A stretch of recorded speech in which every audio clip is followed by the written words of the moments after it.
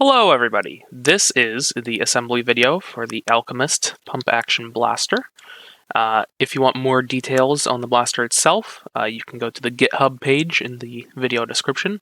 That has a description of what the blaster is, more in-detail aspects about it, and it has the files for the blaster and links for which you to buy hardware kits or fully completed blasters.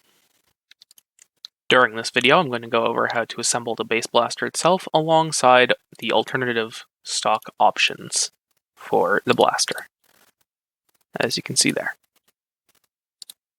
To start assembling your blaster, of course, you need your hardware.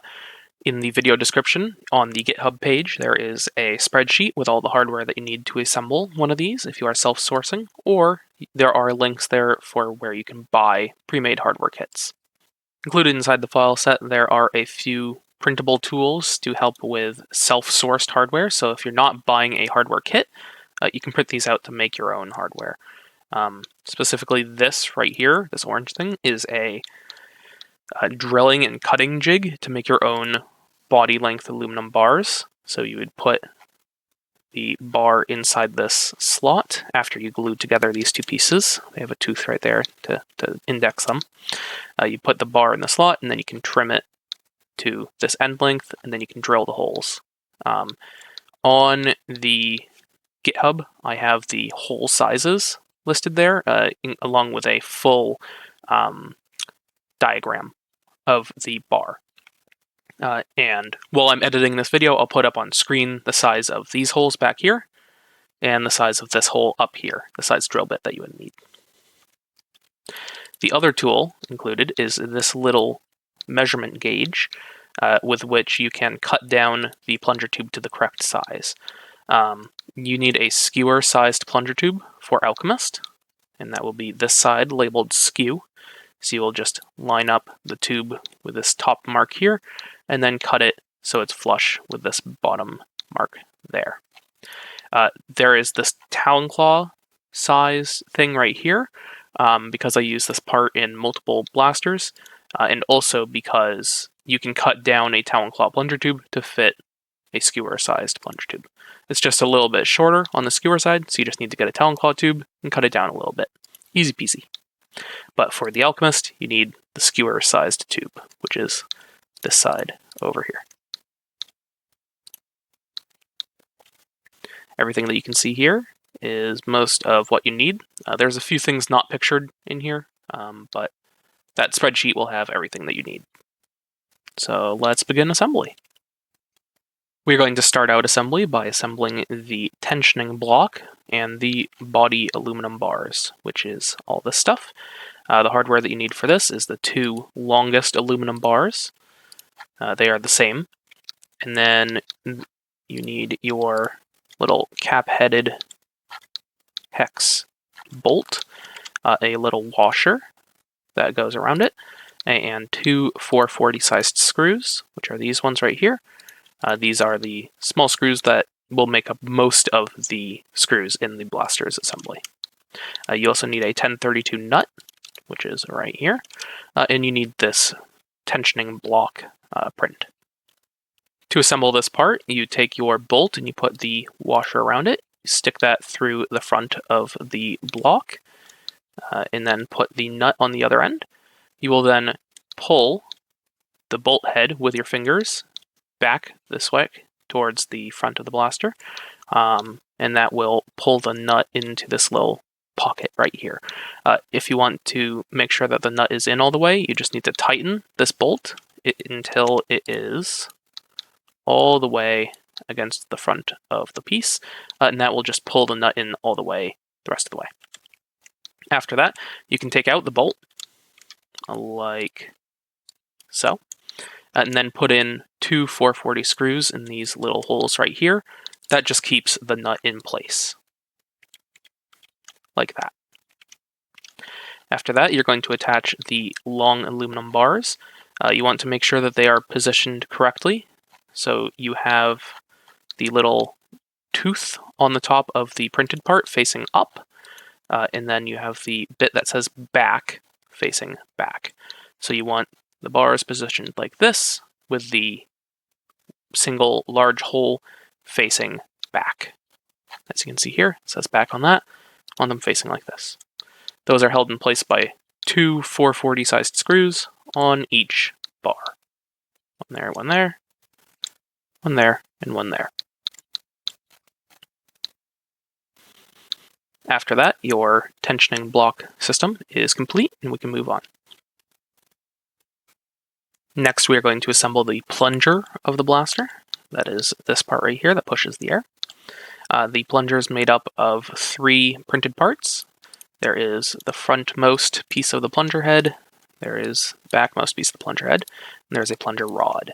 There are multiple different versions of the plunger rod to address some incompatibilities or issues with non-standard hardware.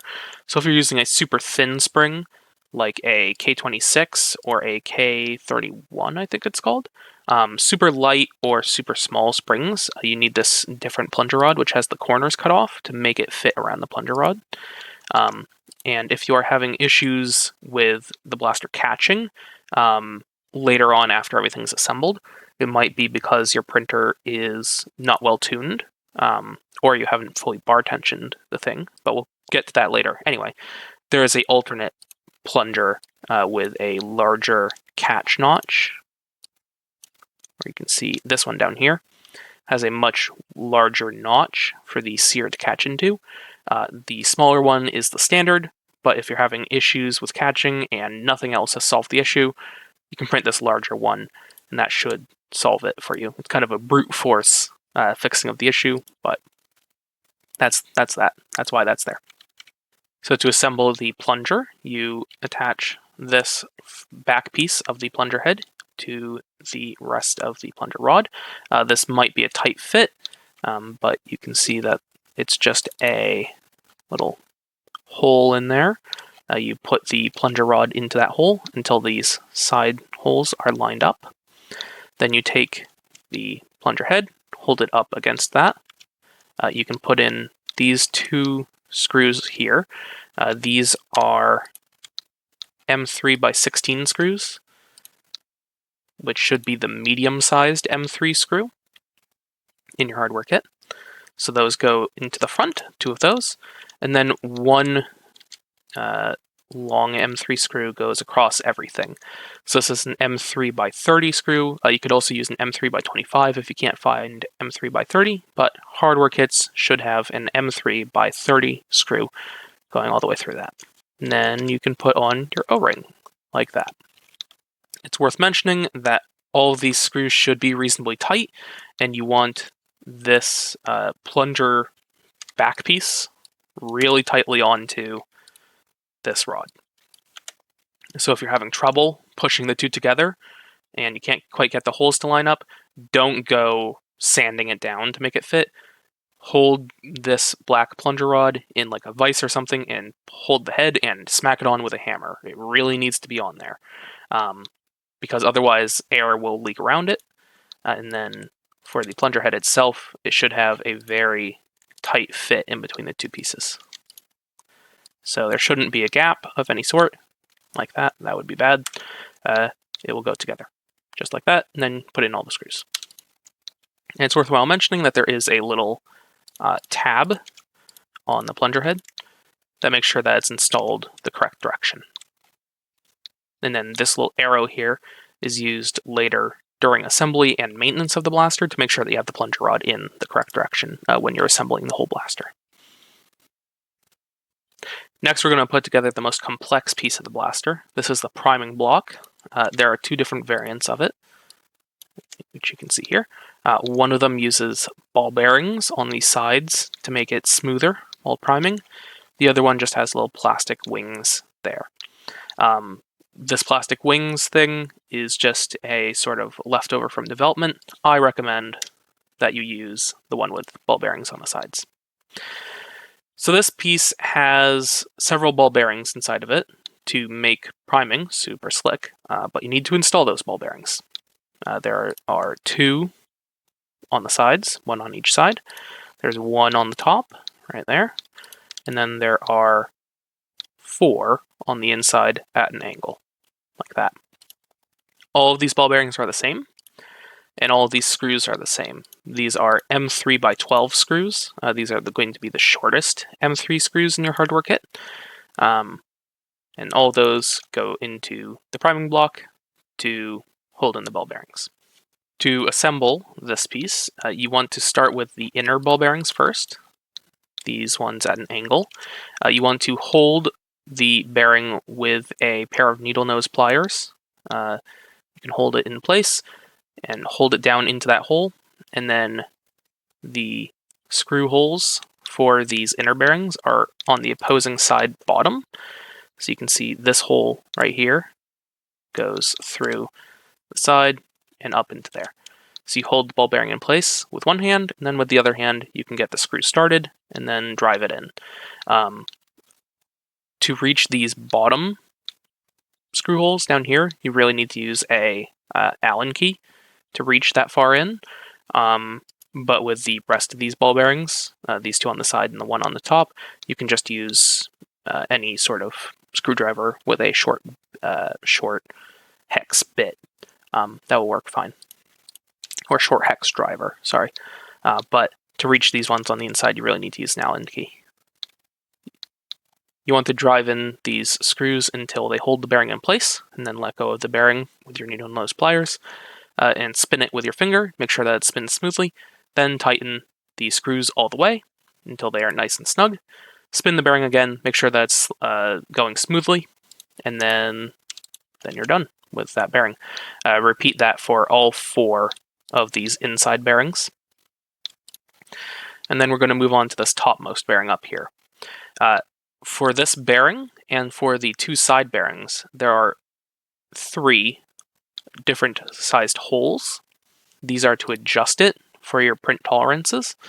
So this will make sure that it's nice and snug for your individual piece, because everybody's printer is slightly different, so there's a little bit of adjustability. To do this, you're going to take your barrel. One second, let me just find the barrel file here. There we go. You're going to take your barrel, you're going to stick it through there. You're going to hold it down, kind of push down on it against these bottom bearings. And then you're going to put this bearing up here in that hole and kind of slide it back and forth until it lines up with one of these 3 holes.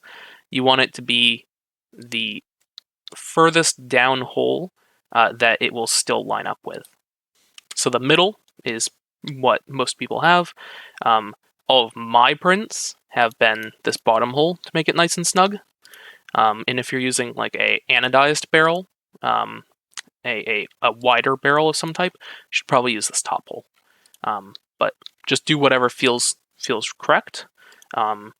If you do it and it's too tight, you can just take it out, move it to the next hole over.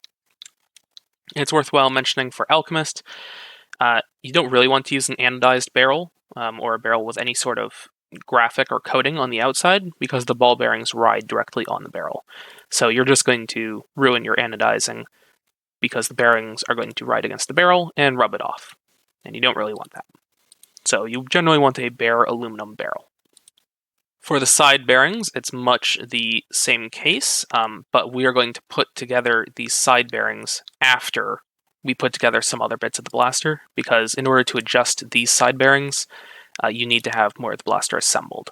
These bearings are going to ride against the body aluminum bars from previously, like that. You can see they're riding against those in there. But in order to make those the correct tightness, we're going to have to assemble everything else first, then test fit this. It's worthwhile mentioning that when we do that step, your bearings on the sides might be slightly different from each other in terms of hole location. That's fine. So we're going to assemble the ram now, this whole ram assembly. So to assemble the ram of the blaster, you're going to start it with 2 prints. This is the ram base front, this is the ram base back. In order to assemble this, you're going to take these 2 parts. You're going to take your metal ram, which is this piece right here. It should be included in your hardware kit. You're going to take an 012 O-ring, which is the smallest size in the hardware kit. You're going to stretch it over the back of the ram, like this. This is what's going to seal the back of the blaster, make sure that all the air goes down the ram instead of leaking around it. You're going to push that through the hole in the back of the ram base front, like that, until the O-ring is sitting up in there. And then you're going to push this back piece over it, and that will squeeze the O-ring and make sure that it's making a good air seal. You can then put in these four 440 screws in the back to keep that on. You can then put on your O-ring, which is this piece right here. After everything is screwed together back there, you want to push the ram back as far as it will go to squeeze it up against the this bit right there. And then you can put in 4 screws, 1, 2, 3, 4, 440 screws, sorry, and those will tighten onto the metal ram and make sure that it stays in place. Those are these little diagonal holes right there. While you're doing this, you want to hold the ram kind of upright against a table or something, like this, and you want to push down on it, make sure that it is centered while you put in these screws.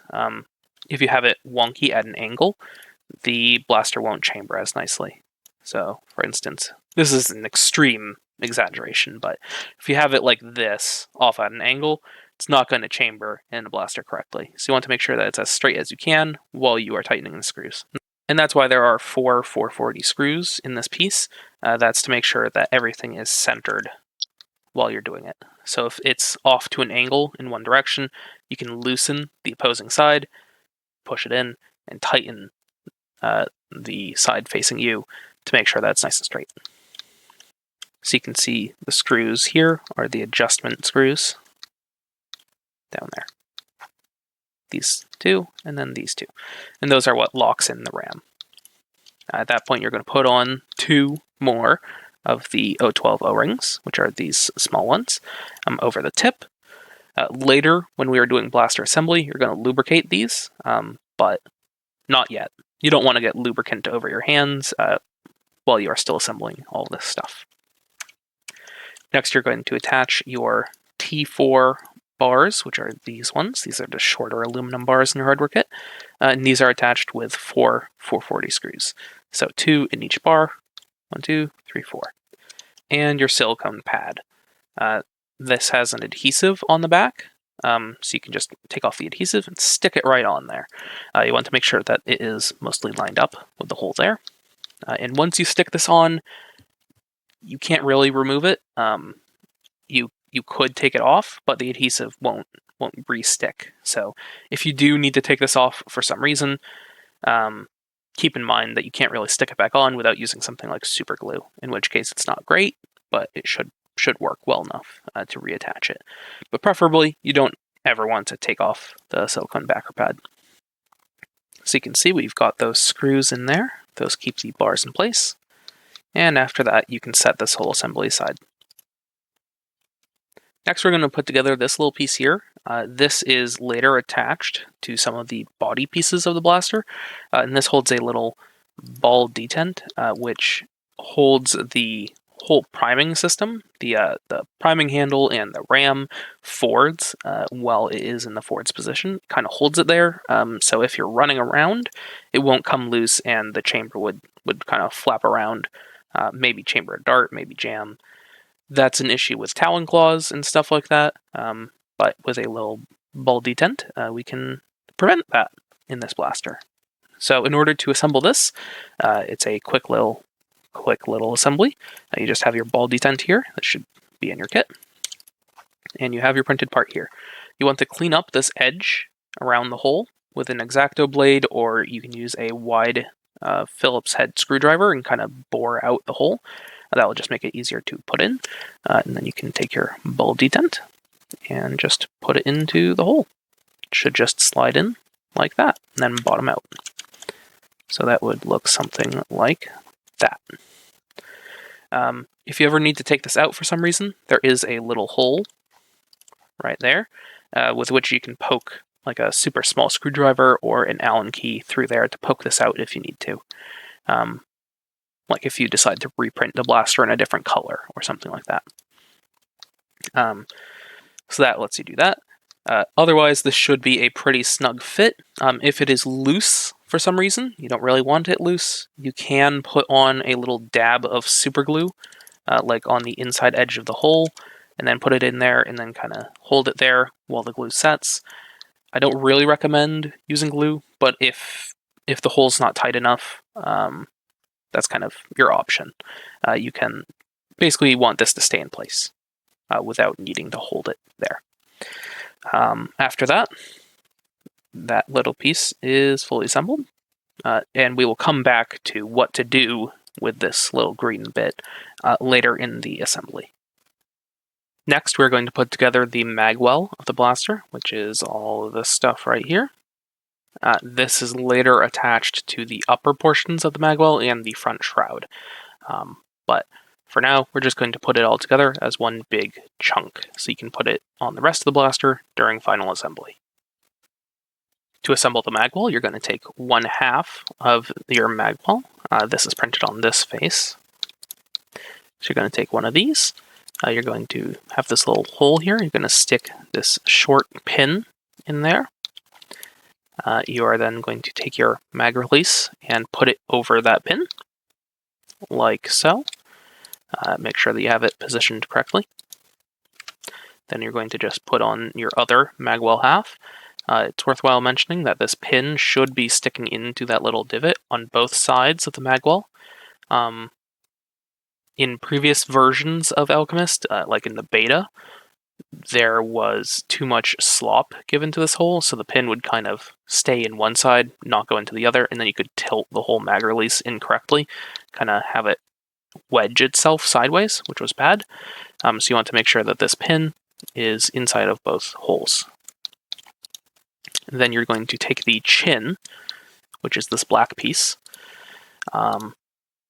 I'll probably splice in some extra video here of me actually assembling this instead of showing you on a computer. Alright, so this is what I was talking about in the video. Ignore that I already have the elastic tied. That is the next step after this. But this is the magwell chin. There is a printed dovetail in the front of it.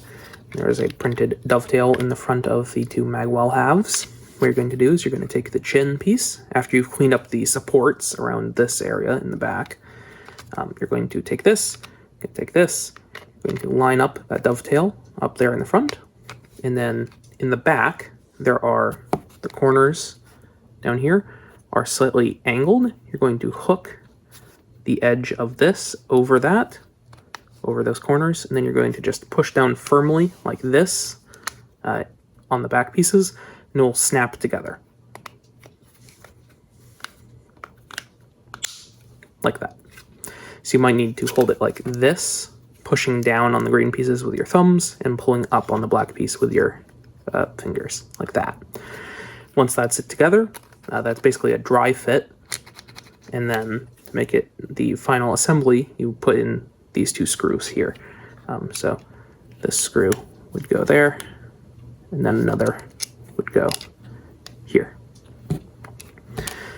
And then after that is done, you test to see if your mag release is smooth. Keep in mind that you wouldn't have the elastic here yet. That comes next. But make sure that this is smooth and that you can actually move it back and forth, and then move on to the next step of assembly. At that point, you can then tie your elastic into these little holes on the side, and we'll loop around like that. All right, and then to tie the elastic, we're going to take our elastic. This might not be the same length that you receive in the kit, but this is basically what you have. This is an elastic cord. What we're going to do is we're going to tie a knot on one end. We're going to try and tie it as close as we can to the end. So what I like to do is have it mostly there, and then I kind of grab it and I pull it, and that will work it towards the end. So there we go, that's pretty good. What we're then going to do is we're going to feed this through one side of this. So this is going through there. Pull that all the way. And then we're going to make sure that our mag release is in the correct position, like that. I'm going to loop it around. We're going to stick it through this hole on the other side, like that. Going to pull this. And we're going to pull this as tight as we can, like that. Going to hold it with one hand, like that. And we're going to tie a knot on this end.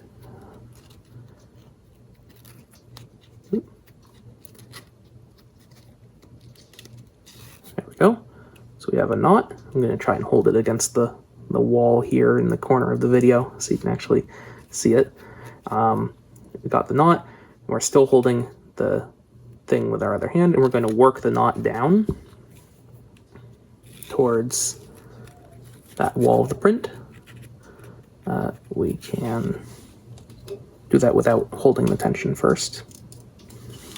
Something like that. And then we're going to pull this nice and tight and try and tie the knot as close as you can to the wall of the print. So what I'm doing here is I'm holding basically that piece of elastic through the knot. Sorry that I can't really get you a good shot of this, but basically you're just trying to tie the knot as close as you can to the edge of the print, like that. Once that's nice and tight, make sure that the elastic works, or that the mag release works, sorry. Make sure that that works. You can grab a magazine, mag release, stick that through that. If it locks in place, then you're good. Keep in mind that you can still push this through all the way because we don't have the top of the Magwell installed yet. So, but just like that, that's held in place nicely. So what we're going to do is we're going to take that out. And then we're going to trim the end of the elastic, trim the excess. And we're going to trim any frayed bits on this side here, the first side that we did. And then what we're going to do is we're going to use a lighter and we're going to light up the cut ends so they don't fray more. So what that looks like is something like this. Make sure that you don't cut too close to the knot or else it will untie itself. Something like that. And then on this side, I'm going to pull it a little bit so it'll cut easier. Like that. So we got our extra elastic.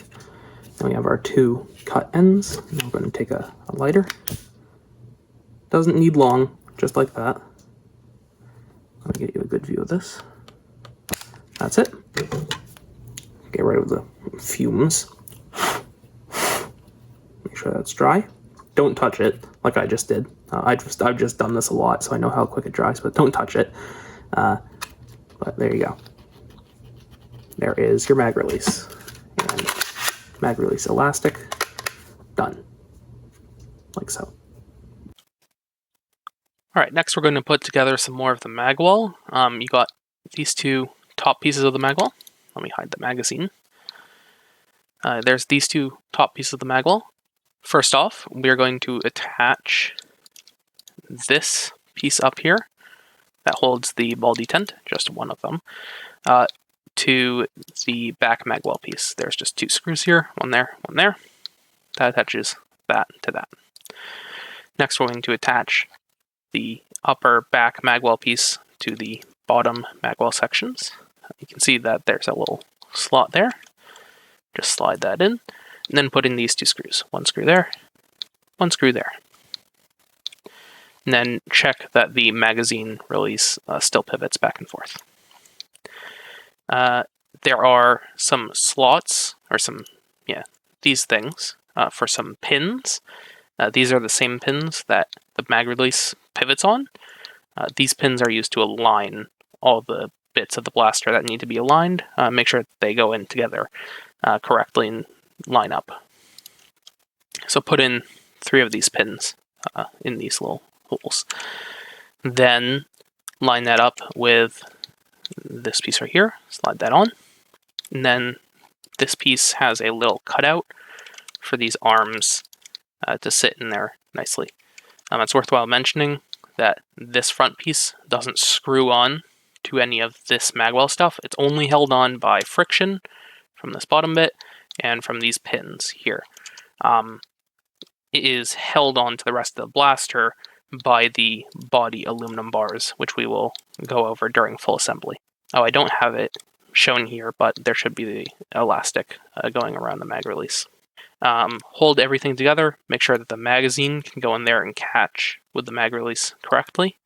Make sure that that goes into there correctly, and then you're done with this section. Next, we're going to take the back shroud piece, which is this bit right here, and we're going to put an 016 O-ring down here on the end. So you can see right here, there's a little slot here to hold an 016 O-ring. And that just keeps the barrel centered when you put in the barrel. So put that in. You can just kind of squeeze it through this hole, put your finger up here from the other side, and work it into that hole. Make sure that's in there all the way. Here's a cross section, makes it easier to see. So make sure that that's in there. And then you can set this piece aside. Next, we're going to put together some bits of the front of the barrel shroud. In order to assemble this, there is a small screw here. Let me show you cross section. There's a small screw here. This is an M3 by 12 screw. And this is used to keep the barrel in place, aside from the barrel collet on the front. So if you want to really make sure that your barrel stays in place, this is sort of a backup or a bonus barrel retention mechanism. There is a little slot in the front of the shroud. You're going to put a square nut. This is a M3 square nut. That goes in there. You're going to push that in all the way and then line it up with the hole up here. You're going to put in your M3 by 12 screw to kind of line it up. And then you're going to put in a 440 screw. You can see there. And that just keeps that nut in place. Make sure that's nicely in there. And then you're going to attach your muzzle. This has 4 screws. One there, one there, one there, one there. Those are all 440 screws. Put those in. And then this bit is finished. Next, we're going to assemble some of the grip. In order to fully assemble the grip, we need to assemble some other parts of the blaster, mainly the Sear area. We're going to do that later during the full assembly, because if you do it kind of out of order, it becomes harder than it needs to be. So right now we're just going to assemble most of the grip, and then we're going to come back to putting on the other side plate and attaching the Sear later. But for now, let me just go over this. In order to assemble the grip, we're just going to have our parts here. We're going to have our trigger. We're going to have this little spacer bit right here. This is not printed. This is a little white part in your hardware kit. You're going to have your trigger guard and your grip body, which is that stuff. You're going to hold the grip body and kind of stick the grip side plate into there and put a screw in this hole down here.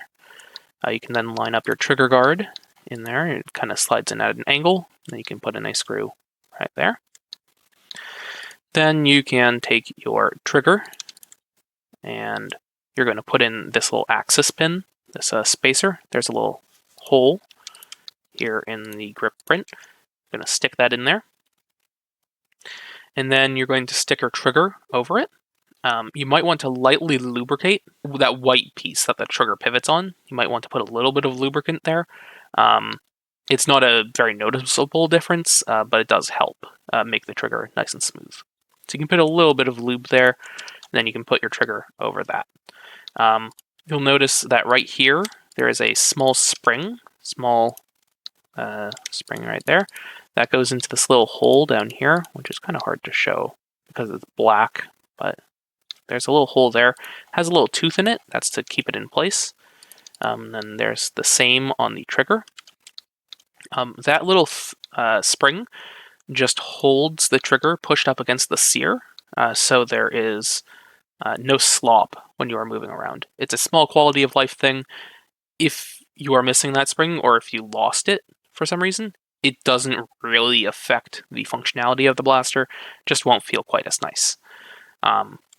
But that little spring there is to hold the trigger pushed up against the Sear.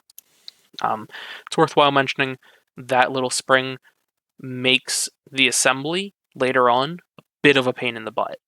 But in my opinion, it's worth it. And then the last bit of this assembly, of the grip that we're going to do for now, is you're going to put in this little screw down here, in this little pocket in the grip body. That screw goes there. Make sure that it is not poking out the other side, but this side plate will be on there, so yeah, just put that in, and then that is what the extension spring of the Sear is going to hook onto later.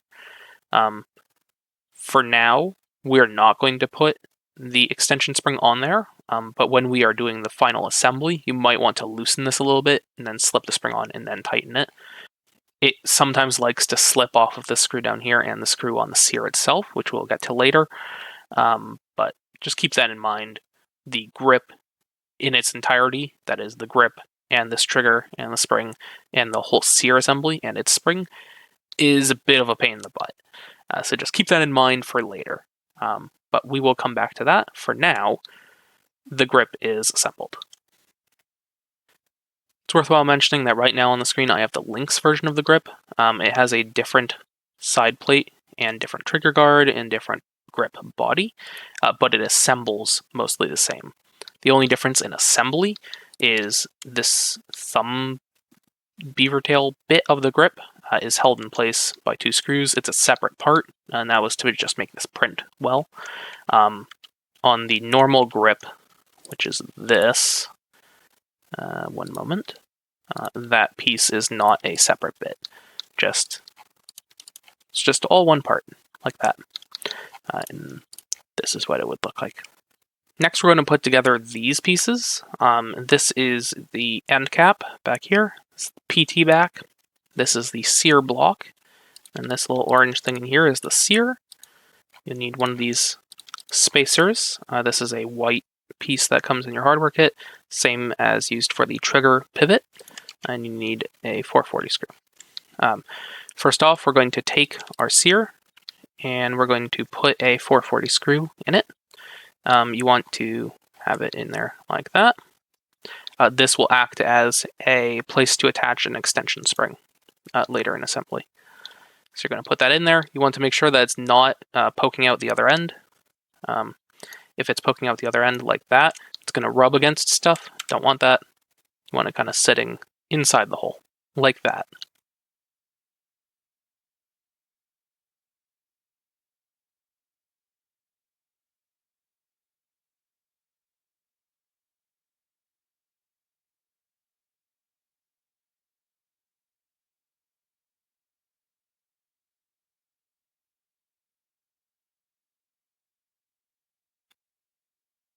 Now I'm going to show you how to put together the Skeggox stock.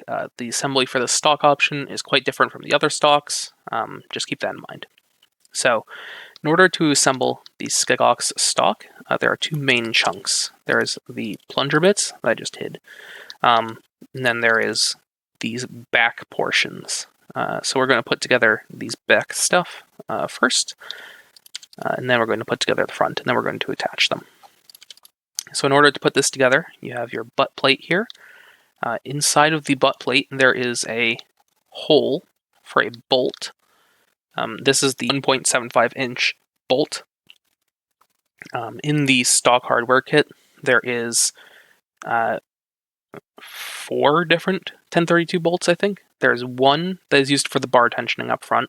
There are 4 super short ones, which are used for the priming block. Then there are this medium length one, and then this super long one. The super long ones and the medium ones are all used for the stocks of the Alchemist. So you're going to use this shorter of those stock bolts and just drive it into the butt stock. It goes directly into these printed plastic threads. You might want to use a drill with a screwdriver tip on it to drive that through. But all that does is it reinforces the print. So that makes sure that the print doesn't snap. So that bolt goes in through there. And then you take the buttstock, and then it has a dovetail on the bottom. So you dovetail that on from the bottom, like that. And then on the inside here, there are 2 440 screw holes. One there, and one there. That just locks it in place. And then you're going to set this stuff aside, and we're going to work on the front section. The front section, the order of operations here is pretty important, so keep that in mind. First, you're going to have these 3 printed pieces, like that. What you're going to do is you're going to attach this back piece to this PT back, this part right here, to this part right here. That is done with 3 different points. You use this top hole for a 2.5-inch long 1032 bolt that goes through this hole here. You might need a thin thin screwdriver to reach that, but that should be reachable. That bolt goes in there. That keeps this from kind of having a small gap up there, which would like rip out beard hairs. So that bolt holds those two bits together up there. And then down here, you have this hole here, and then one on the other side, right here. Those are for 440 screws, and that just holds the front bit to the back bit.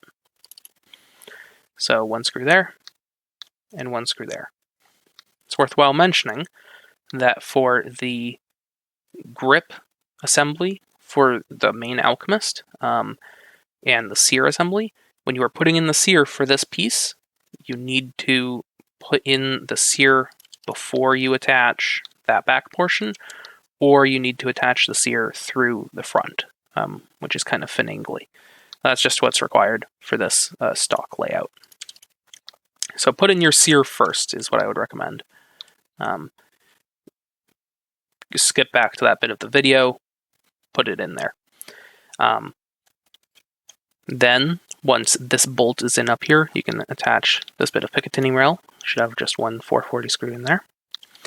And then you're going in the back here, there's another 2.5-inch long bolt. One of those. All that does is it reinforces this section down here. So if I get you a cross-section view, you can see all that does is it reinforces that. So make sure that that's in. And then we're going to slide together the two halves. So that's going to be these bits. Slide onto the back. And then this bit slides in from the side like that. That is what lets you adjust the stock. So you can have the stock adjusted to multiple lengths. Multiple lengths like that. So you can have it like that. You can have it like that. Lots of adjustment for the stock. Once it is at a length that you like, you then put it in from the side. And then there is a hole in the bottom down here for a 440 screw, which just makes sure that this orange piece doesn't fall out. So that screw just locks that in place. And then you have your Skeggox stock fully assembled. This is the stock option for the worker stock or SBL stock. They're the same stock, but it just depends on who's making them. The SBL stock option is assembled slightly differently than the other ones. It has its own end cap right here, and that is split into two parts, so it can hold this little latch here, which holds the stock in place in its correct notch of adjustment. So in order to assemble this, you have your stock already attached to the bars. If you are sourcing these bars separately, I believe that most people currently have you glue the bars into the butt plate directly. That might have changed after this video is released, but as it is, the SBL 1.0 stock or the worker adjustable stock is what this is made for, and those are just glued into that, so we'll skip that. In order to put this together, you're going to take your front piece, you're going to put the pin into it, then you're going to put your little latch into that, make sure that's facing the correct way. Then you're going to take your back piece, put it on over that, make sure that the pin lines up with the hole there. This back piece prints on this face right here, so it doesn't need supports for this cavity down here. Then you're going to put 4 screws into this back piece to hold those two halves together. There's one screw there, one screw here, one screw here at the top, and one screw here all the way at the bottom. Those are just 440 screws. Then you're going to take your end piece and attach that to the rest of this end cap. Those are the 2.5-inch long bolts. So those are the longer 1032 bolts in the hardware kit. Same as the fixed stock uses. So you're going to put those through that, and that will hold on this little buffer tube thing that protects your face from the plunger rod. After this piece right here is attached to that, we are going to tie the elastic down here. What you want to do is tie a knot on one end of the elastic, stick it through the hole in the little orange piece here, through this hole on the green piece there, pull it nice and tight, then tie a knot as close as you can to the print. Then you want to test your SBL stock, make sure that it slides in and out nicely, make sure that it catches into these notches correctly, and then after all of that is confirmed working, you can then trim the ends of the elastic and hold a flame against the ends to make sure that they don't fray in the future, so they just kind of melt the ends a little bit. And then that is your SBL worker stock option for Alchemist all done. And then you would, during assembly of the back of the plunger assembly, you would follow that as normal. You just wouldn't have the stock installed until after you've put it all together. And that's that. To assemble the fixed stock, this just uses the default end cap for Alchemist, which is this piece right here. The end cap has some 1032 bolt screw holes in there. That is just how you attach that stock. For this fixed stock, you use the 2.5-inch long bolts. Those just go through the stock all the way, and then attach into this end cap piece. So as you can see, these two bolts go in through the back of the stock. And those are the 2.5-inch long bolts. These ones, the longest ones in the hardware kit. So those just go in through the back, make sure they're nice and tight, and then you can screw on your decided butt plate. This stock is not adjustable after it's assembled, but during assembly you can choose the length of butt plate that you want. So if you wanted a longer butt plate, you can use that one, or you can use a shorter butt plate, like that. It's a fixed length stock, but you get to decide what that length is. To attach the end strike stock lug, you just want to make sure that it is lined up correctly. There is a little notch out of it on one side, highlighted here. You want that to be facing up. There should be a corresponding one showing where to do it in the end cap. You just put that on there. Then you use the 1.75-inch long 1032 bolts through those holes there. One there, and one there. Those just go on like that. And that's it for the end strike lug.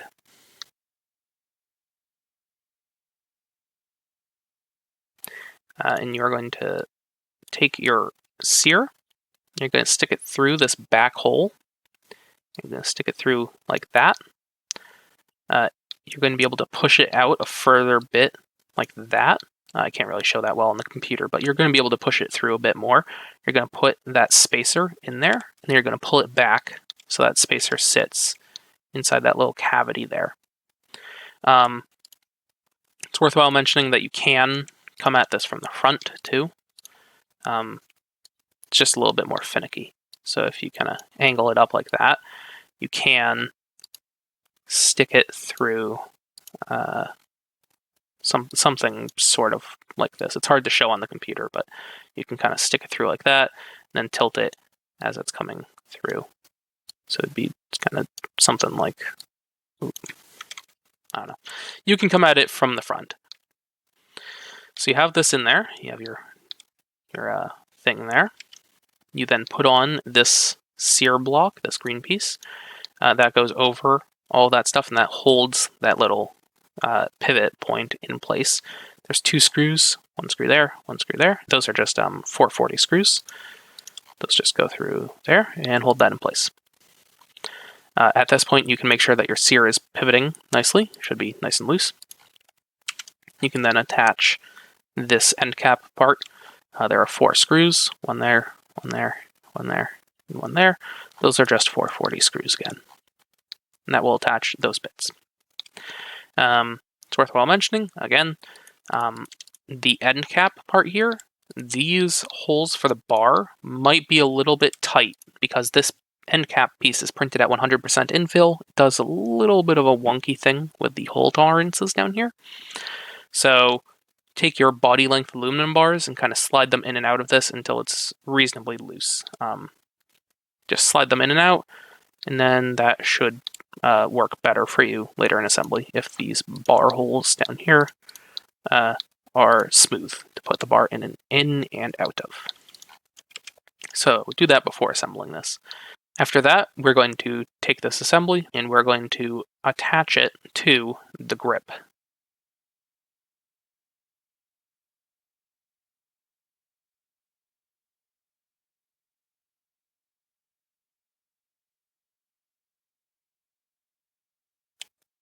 Alright, so now we're going to attach the grip down here to all this Sear stuff back here.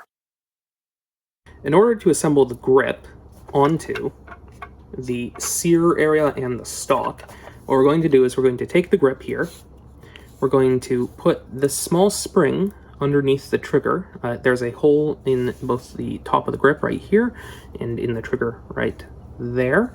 That spring just goes in there. That hole has a little plastic notch in it to hold the spring in place, but I do recommend that on either the trigger hole or the grip hole, you use a little bit of super glue to hold that spring in place. So what you would do is you would take the super glue, fill up the hole a little bit, just so like the end of the spring is over the super glue, stick it in there, hold it in place, let it set fully, might take a few hours, let it set fully, and then attach the trigger here and push it on top of that.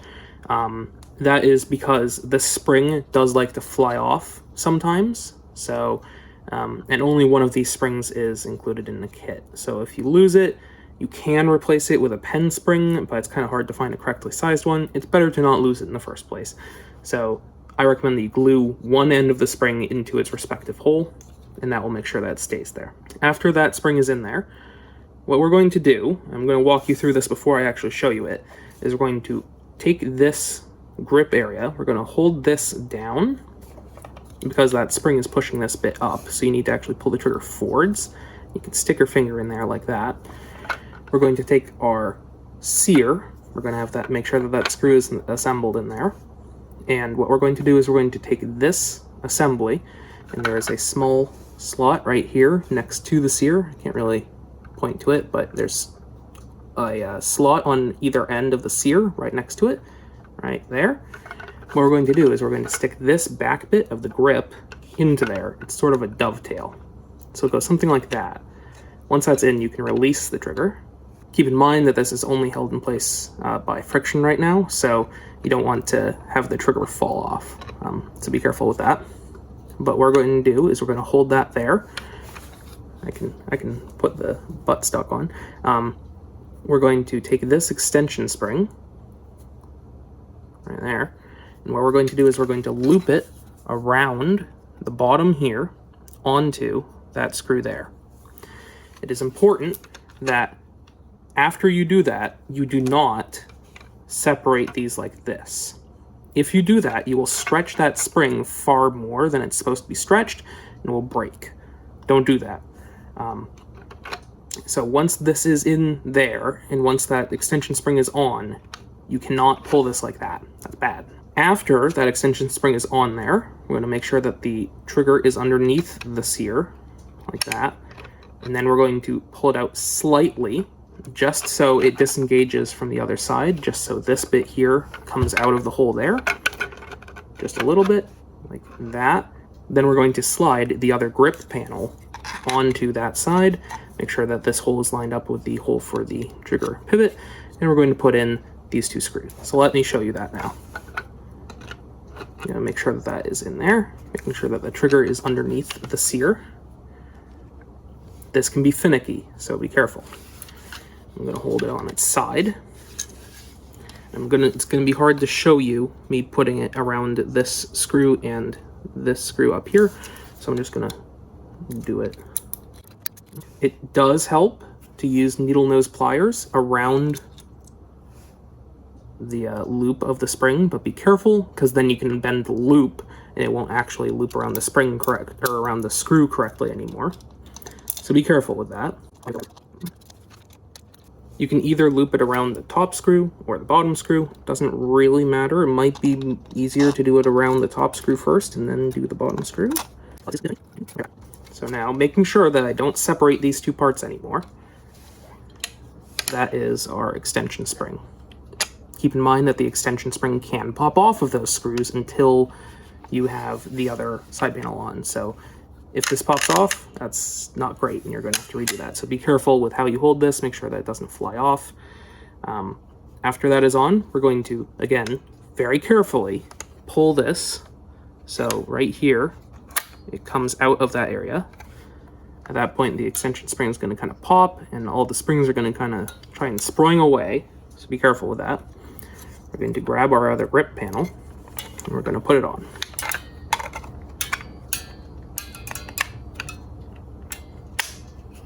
Like that. So you can see the grip panel is on, and it's still not back in the slot. Now we're going to take our finger down here, and we're going to pull the trigger forwards. That will make sure that the Sear can go on top of it. We're going to put that in there, and the Sear is currently on top of the trigger. That's good, and both grip panels have dovetailed into there. We're going to pull the trigger while holding the grip panels together to see if that works, which it does. We're now going to put together these two screws here and here, and keep in mind that this is still not held, this is still not held into this, so you can still accidentally pull it apart and break the spring. Be careful.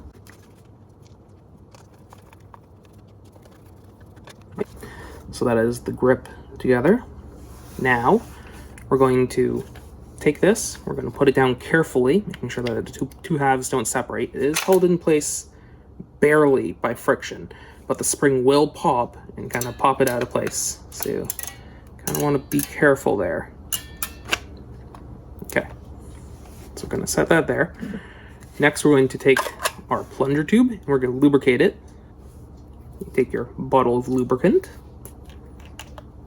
We're going to lay a bead of lubricant around the plunger tube. A big ring all the way around. Ooh, there might not actually be enough lubricant left in this bottle. Oh wait, nope, there we go. Okay. So it's going to look something like that. Nice ring of lubricant all the way around. Before you put those two parts together, you can spread it around with the plunger first, making sure that the lube goes all the way through the plunger tube and that it's nice and smooth. You can then set this aside again. Keep in mind that this is now covered in lube, so don't stain your table or something like that. I'm going to take these two parts. We're going to put this in there. There are two little ribs on the inside of the printed piece that hold that in place. So we're going to take this piece right here. It has dovetails on the bottom for the grip panels and a dovetail on the top for the piece of rail. We're going to make sure that the grip dovetails line up first. Make sure that the plunger tube goes into the back section. And then we're going to make sure that the dovetail on the rail up here goes in. Should be something like that. There might be a gap in between the end of the plunger tube and the inside edge of this printed part. That's fine. I added a little bit of slop there for differently sized or cut plunger tubes. So there's a little bit of rattle back and forth. That's fine. And then the tightening rings on the inside of this print, make sure that there's no rattle unless you're actually grabbing it and moving it. If you do this, won't be any rattle. So once that's together, you're going to put in this screw here, and then there will be a screw or a few on the top bit of the Picatinny rail. I recommend that you put in the top Picatinny rail screws first, because that will actually hold this front piece to this back piece. That'll hold that all together. Then I'm going to put in these screws here, one there, and one there. At that point, this section is now fully together. You can make sure that your trigger is pulled all the way forwards by the springs. If it's kind of sitting stuck like this, that means that either one of the springs came loose or something is wonky with if the trigger is below or on top of the Sear. So you want it kind of all the way forwards like that. And then you can look through the top of the plunger tube to see the Sear moving up and down like that. And you can look all the way down the plunger tube to see the Sear actually engaging in that little hole back there for the plunger. You can't really see it here on video. Oh, you can. There we go. So yeah, you look down that, make sure that it's moving correctly. Then this back section of the blaster is together. At that point, this whole chunk of assembly is done. Congratulations, you got through the hard bit that was a pain in the butt. Now we're going to move on.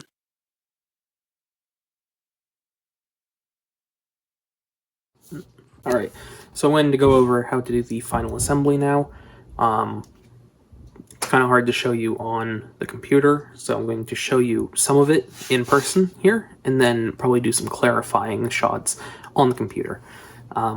Keep that in mind if the editing of this section is a little bit iffy. I'm trying to show you something that is hard to show without you being here in person. But I'm going to try and get it across best I can. This pink Alchemist that I'm building with right now is basically the last prototype blaster that I did before release. I don't have one of the release versions at hand while I'm recording this assembly video, so I have slightly different hardware, but I'll go over what to do. The first time, the bars might be overly tight. They'll loosen up as you do this a bunch of times whenever you want to swap your spring or something. If you want it to be nice and loose right off the bat, you can just spend a few minutes holding the bars before you do full assembly. You can hold the bars and kind of work them in and out. It's also worthwhile mentioning that in the end cap, on this it's part of the Skeggox stock, but on most of the other stocks it's its own piece. The end cap, this hole right here, you might want to clean that up, might want to drill it out with a drill bit. I'll list the correct size drill bit on screen right now. And that will just make sure that the pin is correctly sized. So that's this pin right here. You take this piece, you take your body bars, which are the super long ones, and your tensioning block. You're going to take your barrel piece, make sure that is facing upwards, the little dovetailed bit of the muzzle faces up, and you want to make sure that you have this installed correctly. You have this little fin there facing up, and this should just slide into there like that until it goes all the way to the front. So that is now sitting in there, and the tensioning block is sort of like here-ish. They're going to take your tensioning bolt. So you take your bolt, you want to make sure that you have your washer on it. This is the socket head 1032 bolt that takes an Allen key. You stick it through the front of the muzzle like that. That should then hit against the tensioning block in there. You want to tighten that. Make sure that's actually going into the threads of the bolt itself and not getting caught on the threads of the plastic. So you can kind of see that. It's going into the bolt because I can do it by hand. You can see in there that it's gone through the bolt. And then you want to leave it reasonably loose, sort of like that. The last step of assembly, or one of the last steps, is going to be tightening that, but for now you want to leave it generally loose. Next, we're going to put together all of this stuff. This is the back piece of the barrel shroud, the top two pieces of the Magwell, the little extra piece that holds the ball detent, the priming block, your ram assembly, and the bottom piece of the Magwell, and your top two pieces, or front two pieces of Picatinny rail. You're going to hold in place this front Magwell piece, and you have this front shroud bit. The front shroud bit is going to have a cavity in the back of it for the little arms on the front of the Magwell prints. Those are going to mesh together. Then you're going to take your middle bit of Picatinny rail. I think this is rail B. If you flip over the rail, you'll have a little letter right there. You can see this says rail A. This is the front piece. You're going to stick on rail B. Make sure that the slanty bits of the rail are facing forwards. And then you're going to screw it in place. There should be I forget how many screws I put on the release version, but on this there's 4. Just make sure that all the screws are in, holding the Picatinny rail to that bit. Then you can put on rail A, which is this piece, and that should have some screws that attach it to the shroud. So once all that's together, this should be together. It's worthwhile mentioning, between these 2 bits here, there are small little pins that you can put into some holes. That just keeps everything aligned. So if I don't mention that, and there are little pinholes in between bits that you can see in your prints that you have, put pins in there, and then that will align the pieces and make sure that they don't separate. I think that there's 3 bits in between the 2 pieces of the Magwell, and 2 pins in between the front of the Magwell and the barrel shroud. And I think there's some more further back in assembling the back area of the blaster, but we'll get to that when we get to that. At this point, you're going to take your ram assembly, which is all this stuff with the aluminum bars. You're going to stick it through the holes in all this pink stuff that you've assembled. And then that would look something like this. You can then do that bit of assembly where you take this priming block. So when it's time to attach your ram bars to the priming block, you're going to have empty holes here. You're going to stick the bar all the way into the block as far as it will go. And then there are little pockets back here behind the bar to put some 1032 nuts. They will go into little slots back there. You want to push these down from the top with a small screwdriver or something like that until they are all the way aligned with these holes right here. And then you're going to put in these little short 1032 screws, these little guys. Put those in, tighten them until they're nice and tight. If they are just spinning freely and not going into the nut properly, you can take a small flathead screwdriver and stick it behind the nut and kind of pry it forwards up against the bar. It is a pretty close fit in order to get it to line up correctly, but you can do it. You just need to kind of push the nut up against the bar for the screw to properly grab into the threads. So do that for all 4 screw holes like that, and tighten until they are nice and tight. And then all this should be together. So this is one chunk of the blaster. Once you have all of this together, you're then going to take this stuff here, the front bit that we already assembled. You're going to line up the bars over the priming block and make sure that they're lined up inside of the shroud. And then you're going to push them all the way back until they go through all that stuff. Make sure that your hand is clear back here. Bars will come through. At this point, you can start doing these ball bearings down here on the sides. Those will ride on this bar here. So you're going to, while you are doing that, you're going to take this on and off multiple times. You're going to put the bearings where you think that they should be. I would try on both sides, use the middle hole first. So you can see there are 3 adjustment holes. I use the middle hole on both sides on mine. Put it in the middle hole, assemble all this stuff together. So this will slide into there. And then this front shroud has a dovetail up here, which will mesh with this dovetail in the rail. Make sure that you've removed all the supports from the rail. Each one of these little dovetails has a built-in support. Take a pair of needle nose pliers, squeeze it until it kind of pops, and then just pull it out, clean it up with an X-Acto blade. So then you can squeeze these bits together. There will be little nubbins in between the 2 shroud bits. That will keep that aligned. You want to make sure that this front face here along the rail is mostly flat. That will be good. So once this is all together, then slide this back and forth. It will be smooth, just sliding like that. And this is without having a barrel in it. If you want to do a full test, you can take your barrel, and then yours won't have this O-ring on it yet. That comes later in assembly. But you take your barrel, you stick it through the front.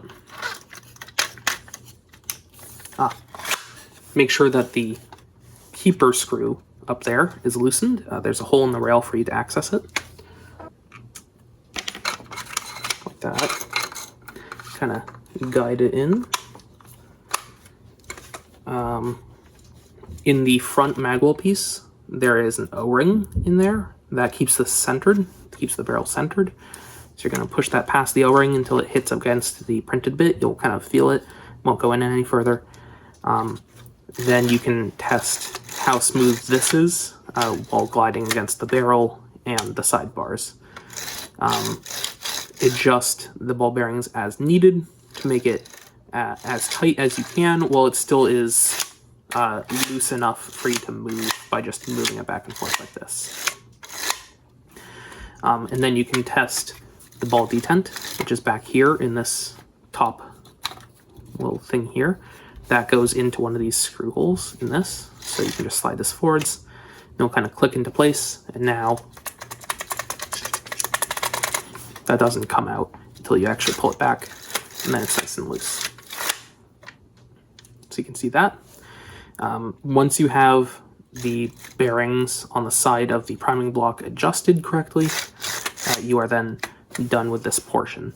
You can then take back out your barrel to continue with the rest of assembly. So after you have all of this stuff done, we're going to move on to the back half of the blaster. We're going to put in the plunger. You have this part already printed. Get your spring, put it on like that. At that point, you're going to take your plunger and everything. You're going to hold it so you have this little arrow here pointing down.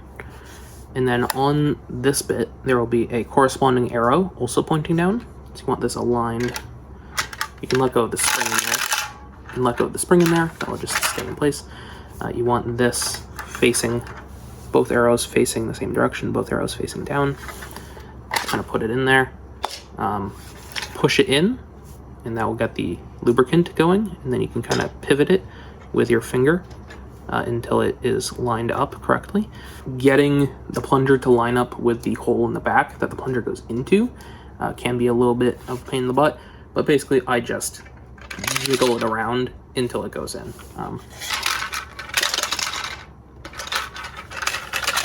Might need to take it out and put it back in a few times, move it around.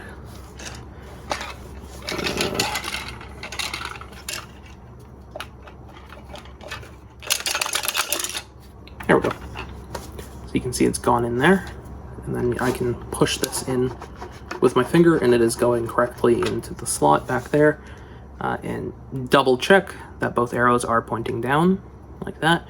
If you want, you can take a Sharpie or marker, put a line on each arrow to make it easier to see. One line there, one line there. So you can see easier now. There's those two bits, and this is going in there, and you want to pivot it until it's lined up, and then kind of jiggle it in place.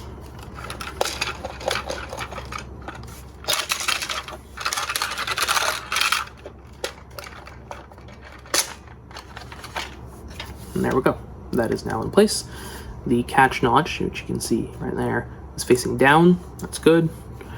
And you can see both lines are lined up.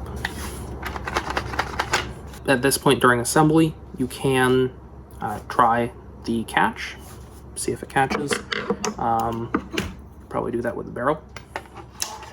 But keep in mind that since there's no front of the blaster on here, if you pull the trigger, this catches. This plunger is going to come flying out like a bullet. So be very careful during this. That is caught correctly. I'm now going to pull the trigger with my face out of the way, and I'm always holding the barrel. Alright, so that has caught correctly. I'm now going to put all this together. While we put together all this stuff, you also lubricate the tip of the ram, those two O-rings in there. Those two O-rings there. Lubricated those, and that will make sure that it goes smoothly into the barrel. At that point, we're going to put the last two bits together. So you have your whole front assembly, you have your whole back assembly, You just line up the bars with their slots there. You're just going to slide these two bits together. Want to pull back the ram a bit and put it in there first, and that will make sure that the plunger stays into the hole in the back. Make sure that it stays there, stays keyed with that. So you kind of pull this back a bit, make sure that it stays in there. Make sure that your mag release is staying in the correct position. If you have it like this, that's bad. So make sure that is in the correct position down there. Then you're just going to slide these bits together. Make sure that this dovetail up here is going into the rail, like that. And then you have your Alchemist mostly together. You can then make sure that back here, the bars are lined up with the hole there. During assembly of these two portions, it is a good idea to hit the bars backwards to line them up with the hole for the takedown pin in the back of the blaster, this hole right here. So you should be able to see through that, which you can. And that means that the bars are lined up probably. But if they're not lined up, you need to push them back a bit. Some people try to hit this screw after untightening it a bit so it sticks out from the front a bit. They try to hit that with a hammer. That is bad because it will put a lot of stress on the tensioning block that holds the nut in there. What you actually want to do is you want to take this off completely, set it aside, and then the front end is removable without any tools. It's only held in place by that one bolt. So you take this off, set this aside, take out your barrel before all of that, and then you have direct access to the bar tensioner itself. This is what you hit lightly with a mallet or with your hand or something like that. That's all that it needs. You tap that back, and then it will line up with the hole back there. Then you can flip it over to the wider side of the hole, grab your pin, check the fit, see if it works, see if it goes in. If it doesn't, you can take a small screwdriver or something like that, stick it in the hole and kind of work it back and forth, stick it all the way through like that, and then kind of work it back and forth like this in a circle, and that will kind of center the bar in the hole. So after that is done, the pin should go in like that. Make sure that goes in through both sides.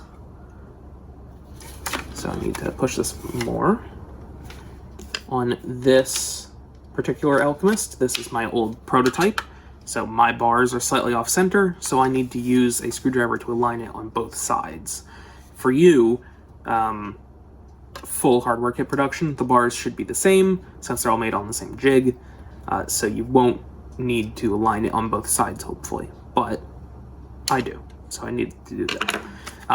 At this point, the pin should be held in by friction, not a lot of friction, should be relatively loose. I can still move it out with one hand.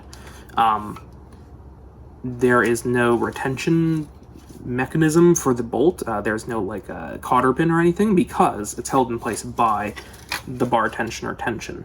So you want to hold this on one side with your thumb, making sure that it doesn't fall out if it's loose on yours. Grab your front end. You can just stick this right back on there. Make sure that the dovetail in the front is lined up.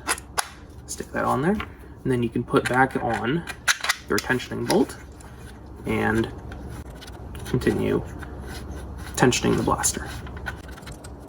So there we go. For you, the tensioning will be with an Allen key, similar to this one, just right there.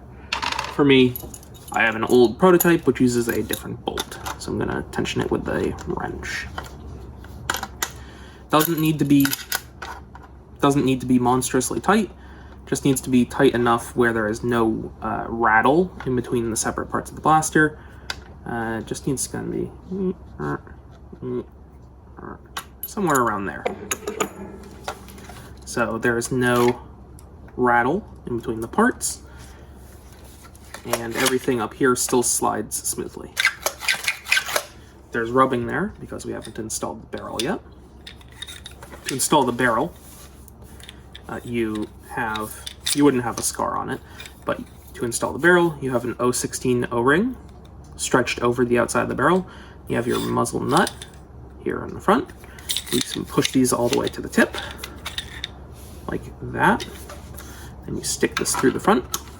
Make sure that the little backup barrel screw there is loosened. You can reach through that through the top of the rail. Stick this through. It should go through.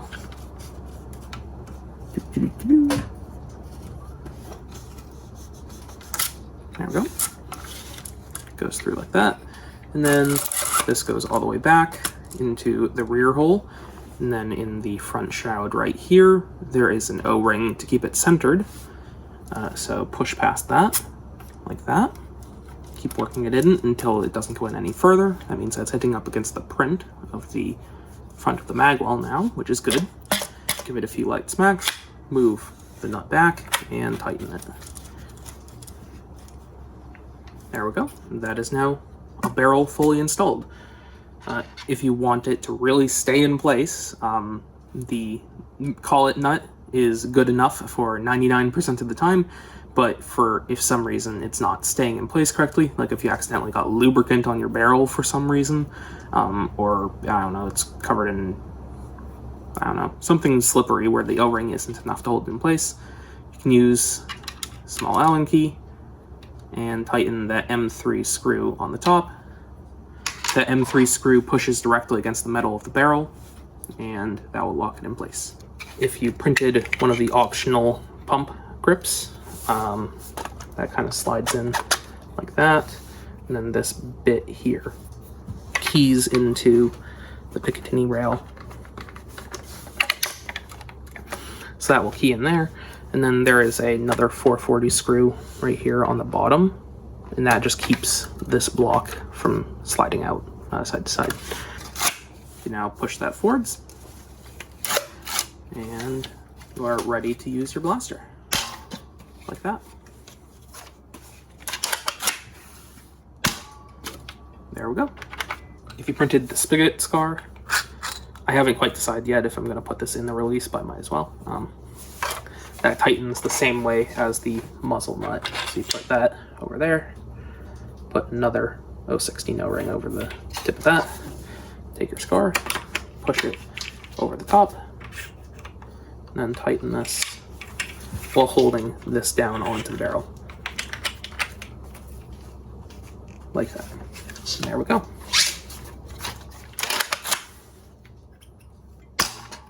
There is your finished Alchemist. At this point, load up a magazine, do some test firing.